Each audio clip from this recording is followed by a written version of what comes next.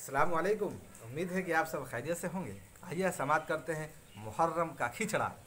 आशूरा के दिन खिचड़ा पकाना फ़र्ज़ या वाजिब भी नहीं है और इसके हराम व नाजायज़ होने की भी कोई शरई दलील नहीं है, बल्कि कौल हक़ यह है कि जिस तरह साल के हर दिन में खिचड़ा पकाना जायज़ है, इसी तरह आशूरा के दिन भी जायज़ व मुबाह है।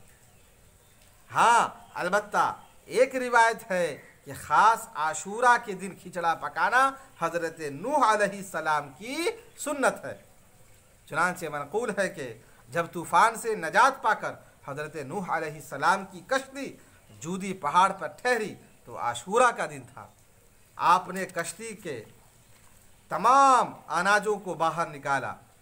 बड़ी मटर, गेहूँ, जौ, मसूर, चना, चावल और प्याज, 7 किस्म के गल्ले मौजूद थे। आपने इन 7 अनाजों को एक ही हांडी में एक साथ मिलाकर पकाया।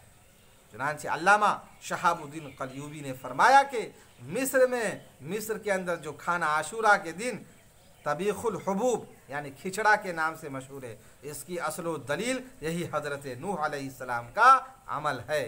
तो आज के लिए इतना है दोस्तों। अल्लाह हाफ़िज़।